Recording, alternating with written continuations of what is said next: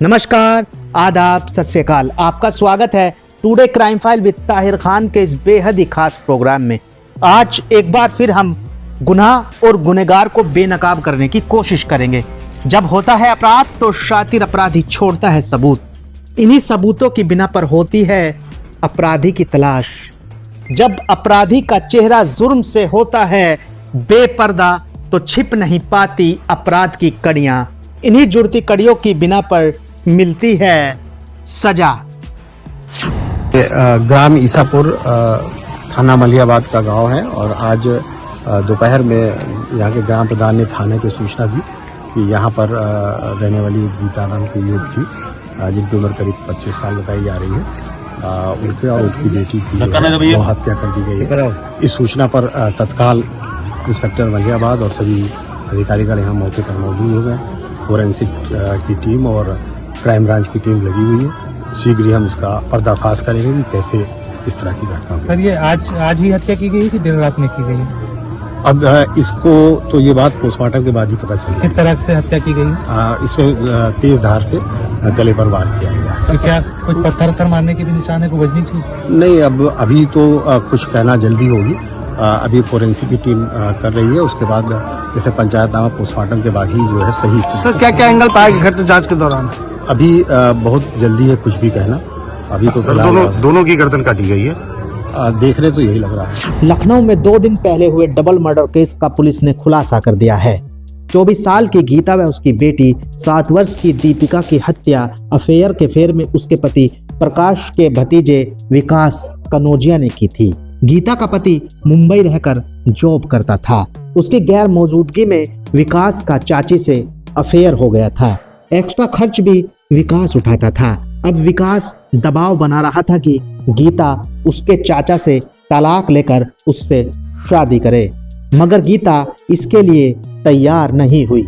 बीती रात दोनों के बीच विवाद हुआ तो विकास ने गीता की हत्या कर दी। यह घटना बेटी दीपिका ने देखी तो विकास को लगा कि बच्ची सबको बता देगी। ऐसे में बच्ची का भी कत्ल कर दिया गया। ये कहानी उत्तर प्रदेश के लखनऊ मलिहाबाद की है। मलिहाबाद थाना क्षेत्र के ईशापुर गांव में मां बेटी की हत्या का खुलासा पुलिस ने शनिवार यानी 18 जनवरी को कर दिया है। मां बेटी की हत्या में महिला के भतीजे विकास के एक तरफा प्यार की बात सामने आई है। पुलिस के अनुसार रुपए और जेवर गिफ्ट में देने के बावजूद महिला ने बात नहीं की तो नाराज विकास बीती गुरुवार रात बिजली के खंभे से चढ़कर घर के अंदर दाखिल हुआ था। बातचीत के दौरान महिला ने भला बुरा कहा तो नाराज विकास ने पास में रखे डंडे और किचन के चाकू से उसे मौत के घाट उतार दिया। इस दौरान बेटी के चिल्लाने पर उसे भी मार डाला। पुलिस ने आरोपी विकास की निशानदेही पर हत्या में प्रयुक्त डंडा और चाकू भी बरामद कर लिया है। आपको बता दें कि बीते गुरुवार को मलिहाबाद थाना क्षेत्र के ईसापुर गांव में प्रकाश कनौजिया के घर के अंदर उसकी पत्नी गीता और 6 साल की मासूम पुत्री दीपिका की धारदार हथियार से गला रेत कर हत्या कर दी थी। आपको बता दें कि बीते गुरुवार को मलिहाबाद थाना क्षेत्र के ईसापुर गांव में प्रकाश कनौजिया के घर में अंदर उसकी पत्नी गीता और 6 साल की मासूम पुत्री दीपिका की धारदार हथियार से गला रेत कर हत्या कर दी गई थी। दोहरे हत्याकांड की जानकारी होते ही इलाके में सनसनी फैल गई। गुरुवार दोपहर 3:30 बजे जब गीता के पिता सिद्धनाथ निवासी दिलावर नगर अपनी नाती दीपांशु को छोड़ने ईशापुर पहुंचे तो बेटी और नातिन की हत्या की उन्हें जानकारी मिली। इस दौरान पहुंची पुलिस ने प्राथमिक जांच के बाद शवों को पोस्टमार्टम के लिए भेज दिया।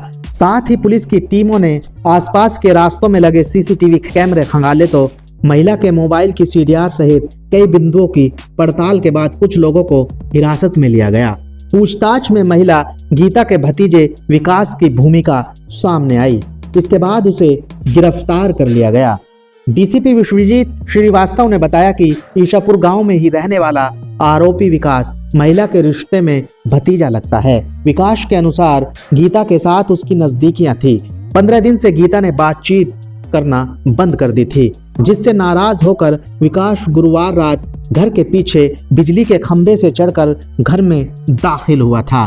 बातचीत के दौरान गीता ने विकास को भला बुरा कहा तो उसने उससे माफी मांगी, लेकिन वह जब नहीं मानी तो उसने पास में रखे डंडे और किचन के चाकू से उसकी जान ले ली, साथ ही उसकी मासूम बेटी को भी मार डाला। डीसीपी विश्वजीत श्रीवास्तव ने क्या जानकारी दी है वो सुनिए। 16 तारीख को दोपहर में थाना मलियाबाद के इंस्पेक्टर मलियाबाद को सूचना मिली थी। वहाँ के ग्राम प्रधान, ईसापुर के ग्राम प्रधान ने सूचना दी कि यहाँ पर रहने वाली गीता नाम की एक महिला और उसकी एक बच्ची का कत्ल हो गया है। इस सूचना पर तत्काल इंस्पेक्टर मलियाबाद और एसीपी मलियाबाद और फॉरेंसिक की टीम और सभी अधिकारीगण वहाँ मौके पर पहुँचे। घटनास्थल का निरीक्षण किया गया। फॉरेंसिक टीम ने सारे साक्ष्य एकत्र किए और तत्काल उसमें शव को पंचायतनामा और पोस्टमार्टम के लिए भेजा गया और संबंधित धाराओं में इसमें मृतका के पिता की तरफ से मुकदमा लिखा गया और इस क्योंकि इसे मामला डबल मर्डर का था, इसमें 2 टीमें गठित की गई, जो एक एसीपी मलियाबाद और एसीपी बाजार खाला के नेतृत्व में दोनों टीमें लगाई गई और सर्विलांस की टीम जो डीसीपी वेस्ट की टीम है और जो लखनऊ की भी क्राइम टीम है वो सभी लोग मिलकर इसमें लगे और 12 घंटे के अंदर ही इसका खुलासा किया गया। और जो बात प्रकाश में आई, इसमें पता ये चला कि जो मृतका है इसके पति के का एक दूर के रिश्ते का भतीजा था जो उसी गांव में रहता था, जिसका नाम विकास जायसवाल था और वो वहाँ मलियाबाद में कपड़े की दुकान पर काम करता था। उसका लॉकडाउन से इस महिला से दोस्ती हो गई और इस दोस्ती के दौरान काफ़ी उसका घर पे आना जाना भी रहा, क्योंकि मृतका का पति जो है वो मुंबई में काम करते थे। तो इससे दोनों लोग आपस में काफ़ी घुल मिल गए और इन दोनों के बीच में अंतरंग संबंध भी हो गए थे। इस बात से और काफ़ी इन लोगों में आना जाना रहा। इसी बीच जो आरोपी है वो कुवैत भी गया था वहाँ पैसा वैसा कमाने, उसके बाद वो लौट आया। उसका खुद का ये कहना है कि मैं इसी महिला के कहने पे आया और पिछले करीब 15-20 दिन से, इस घटना के 15-20 दिन से उसको ये महसूस हो रहा था कि ये महिला जो है मुझको इग्नोर कर रही है, मेरा फ़ोन नहीं उठा रही है, ना इससे मेरी कोई बातचीत हो रही है। इस बात से वो अंदर से बहुत नाराज़ था और घटना वाले दिन यानी 15/16 तारीख की रात में वो घर के पीछे एक बिजली का खंभा है, उसकी मदद से वो अंदर गया और वहाँ पर उसने दरवाज़ा न खटखटा कर, जिसमें वो महिला अपनी बच्ची के साथ सो रही थी, उसने बर्तन गिराया जिससे कि महिला को लगा कि बाहर कोई जानवर आ गया है। इस पर उसने दरवाज़ा खोला तो ये अंदर आ गया और अंदर इसने इसका सवाल अपना पूछा कि मुझसे अब तुम क्यों नहीं बात करती हो या कोई क्या बात हो गई। इस बात को महिला ने कोई उत्तर नहीं दिया। उन्होंने कहा तुम अपने घर जाओ और जो कुछ करना हो वही बात बोलो, यहाँ मत आओ। इस बात से वो बड़ा नाराज़ हुआ और उसने जो है वहीं पर पड़े हुए एक डंडे से इसके मारा और मारने से जब वो चीखी तो उसकी बच्ची भी उठ गई, तो उसको भी उसने मारा और उसके बाद उसी के घर के किचन का एक जो चाकू था उससे जो है गर्दन पर वार किया और उसके बाद जो है ये वहीं के जो बाथरूम था उसमें बाल्टी में उसने अपने हाथ धोए और उसके बाद वो पीछे जिस रास्ते से आया था उसी रास्ते से कुछ दूर पर इसने मोटरसाइकिल खड़ी कर रखी थी, वहाँ से फिर ये अपने घर चला गया और सवेरे नॉर्मल होकर फिर जो अपने दुकान पे था वो वहाँ पहुँच गया। जब दोपहर में इसको पता चला कि ये घटना हो गई है तो वहाँ वो भी जो है वो दुख व्यक्त करने आया और जब वहाँ पुलिस भी पहुँची और लोग भी पहुँचे तो वो वहीं मौजूद था और इसने ये बात पता नहीं चली थी। जो पुलिस ने इसका खुलासा किया वो इसके जो सर्विलांस की मदद से ये बात पता चली कि पिछले 11 महीने में इसने 1600 कॉलें जो है इस महिला को की थी। इस बात से हम लोगों का शक थोड़ा सा पक्का हुआ, फिर जब हम लोगों ने पूछताछ की तब इसने अपनी सारी बातें बताई। क्योंकि के पास से जैसा कि आप देख रहे हैं ये एक जो लाठी डंडा है जिससे उसने मार की थी सर पे, मुंह पे और एक नाइफ जो आला कतल है जिससे गर्दन पे वार किया गया था। और जाते समय वो कुछ जो जेवर थे इसकी पत्नी के जो उसकी मत काटे उसको भी लेके गया था। उसका ये कहना था कि क्योंकि हम ही ने इसको पैसा दिया था उसी से इसने खरीदा था, तो वो हम लेते चले। और उसने ये भी प्रयास किया गवाह को खत्म करने के लिए